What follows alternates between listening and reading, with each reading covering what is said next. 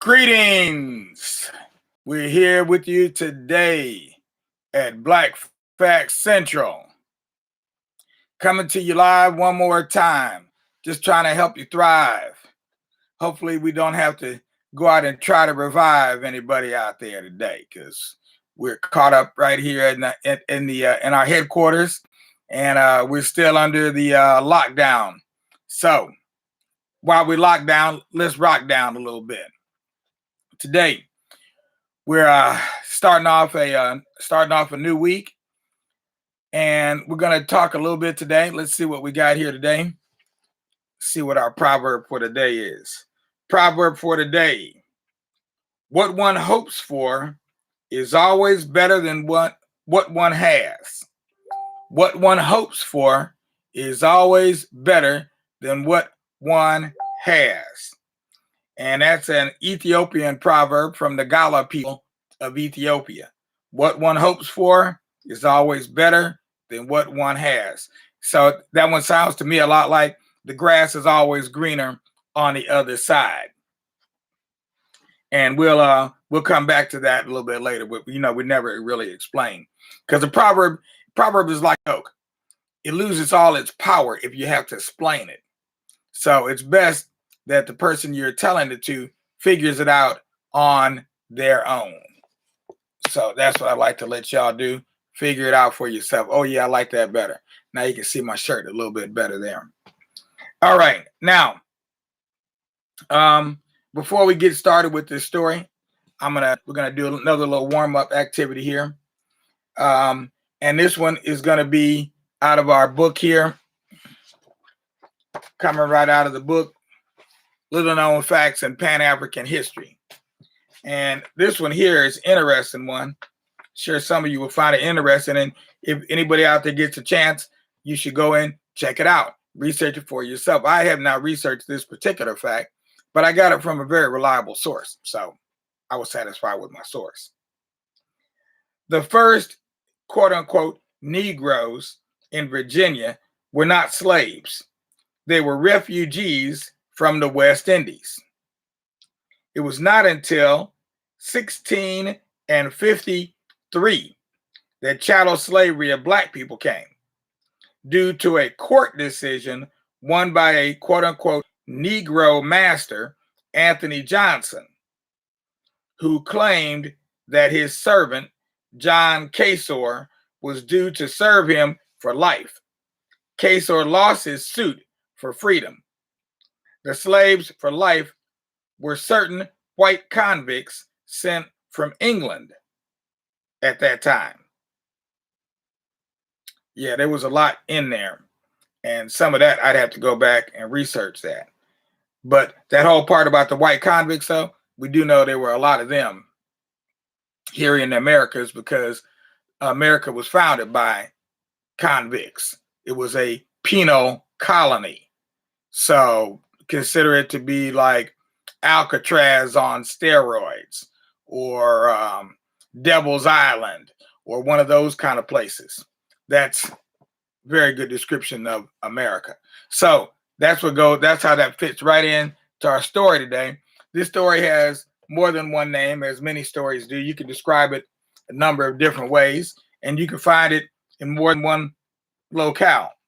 We're going to read a version I got it's coming out of our other book, Afro-American Folklore. Really excellent book, as far as I can tell.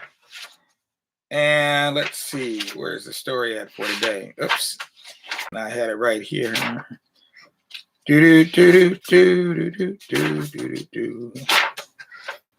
we go. So one of the names for this story is Trespassing on the Devil's Land. I imagine that's probably an American name for the story. But we're going to call this story In the Land of the Bush Spirits. Now, we've got some other stories we'd like to read to you. And they come from the writings of a man by the name of Amos Tutuola. And if you've ever watched Law and Order, you've seen a character on there who goes by the name Tutuola. I believe his name is Olafin Tutuola. and that's that character is played by none other than Ice-T. Used to be a rapper, now he's a movie star. What can I say? He just wanted to go kind of far. So here we go. Without further ado. Oh, the reason I brought up that whole thing about Tutuola is because these bush spirits are important. There's spirits. People in various parts of Africa believe in spirits in the spirit world. They know that they exist. It's not a belief. They actually know these spirits. And there's different kinds of spirits. There's good spirits, there's bad spirits, there's angry spirits, there's malevolent spirits, there's all kinds of different spirits. But when you go into the bush, that's not where the good spirits are. That's where there are some malevolent spirits in the bush. And so there's, even today, if you look up, you can look it up online. I was reading an article on Wikipedia. I can't remember exactly what the article was about, but it was talking about these spirits and this bush, and how there was a part of the bush that's reserved for these spirits. And the people don't go in that bush. And this is the reason why. In a certain village, there was a young man named Kigbo. He had a character all his own. He was an obstinate person. If silence was pleasing to other people, he would play a drum. If someone said, tomorrow we should repair the storage houses, Kigbo said, no, tomorrow we should sharpen our hoes. If his father said, Kigbo, the yams are ripe, let us bring them in, Kigbo said, on the contrary, the yams are not ready. If someone said, this is the way a thing should be done, Kigbo said, no, it is clear that the thing should be done the other way around. So he's also what we call contrary. When I'm in school, some of my children are contrary or they are obstinate. They both mean the same thing. Contrary, obstinate. Kigbo married a girl of the village. Her name was Dolapo. He built a house of his own. His first child was a boy named Oyo. Once, when the time came for preparing the fields, Kigbo's father said to him, let us go out tomorrow and clear new ground. Kigbo said, the fields around the village are too small. Let us go into the bush instead. His father said, no one farms in the bush. Kigbo said, why does no one farm in the bush? His father said, men must have their fields near their houses. Kigbo said, I want to have my fields far from my house. His father said, it is dangerous to farm in the bush. Kigbo replied, the bush suits my taste. Kigbo's father did not know what else to say. He called Kigbo's mother, saying he wants to farm in the bush. Reason with him. Kigbo's mother said, do not go. The bush spirits will make trouble for you.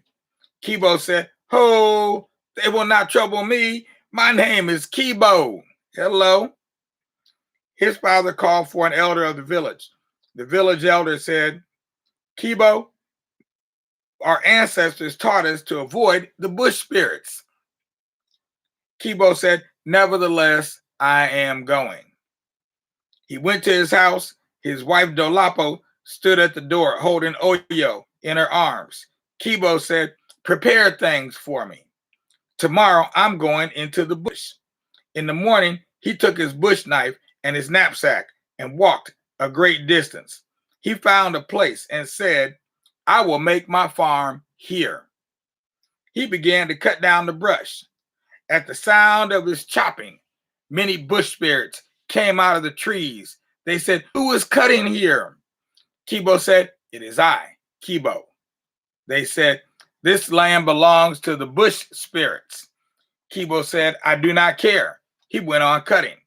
The bush spirits said, this is bush spirit land. Therefore, we also will cut. They joined him in clearing the land. There were hundreds of them, and the cutting was soon done. Kigbo said, now I will burn them. This is a common thing that people do to help fertilize their ground. They burn the brush. He began to gather the brush and burn it. The bush spirit said, "This is our land. Whatever you do, we will do it too." They gathered and burned brush. Soon it was done.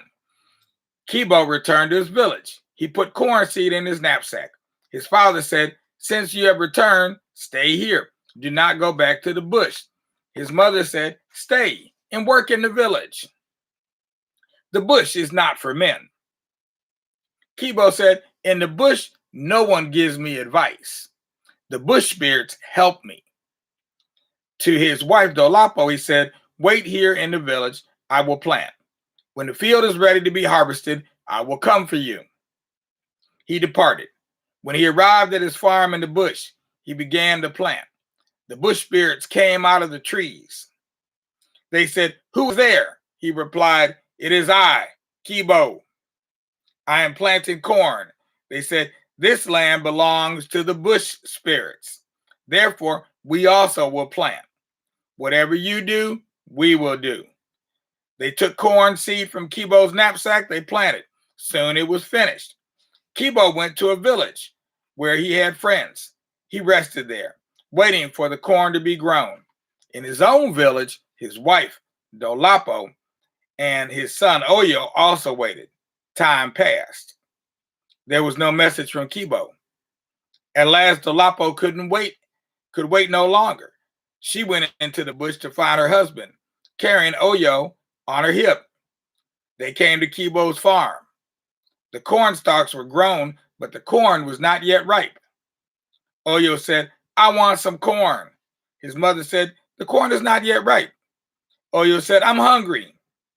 Dolapo broke off a stem of corn and gave it to him.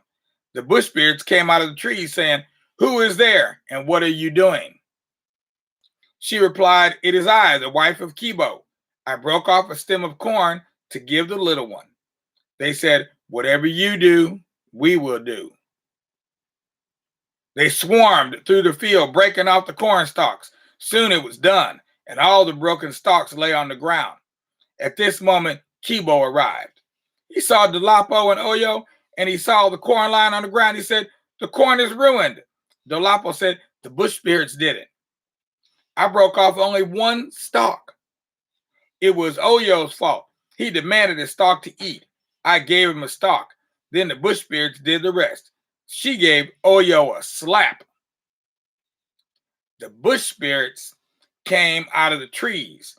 They said, "What are you doing?" Dolapo said, "I slapped the boy to punish him." They said, "Whatever you do, we will do." They gathered around Oyo and began to slap him. Kigbo shouted at his wife, "See what you have done?" In anger, he slapped her. The bush spirit said, "What are you doing?" He said, "Slapping my wife for giving me so much trouble." They said, "We will do it too." They stopped slapping the boy. They stopped slapping the boy and began slapping Dolapo. Kigbo called out for them to stop, but they wouldn't stop. He cried out, "Everything is lost." He struck his head with his fist. The bush spirit said, "What are you doing?" He said, "All is lost. Therefore, I hit myself." They said, "We will do it too." They gathered around Kigbo, slapping him, striking him on the head. He called out, "Let us go quickly." Kigbo, Dolapo, and their son returned to the village, leaving the farm behind. He saw his father. Because of shame, Kigbo didn't speak. His father said, "Kigbo, let us go out with the men tomorrow and work in the fields." Kigbo said, "Yes, father, let us do so." So, what was the proverb today? What one hopes for is always better than what one has. So, in the end, Kigbo learned that little lesson.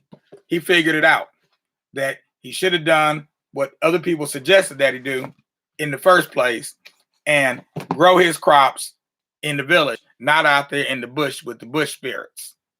Okay? Okay. So, just a little something to take your mind off your troubles and your woes, because you can always find somebody that's got more troubles and more woes than you.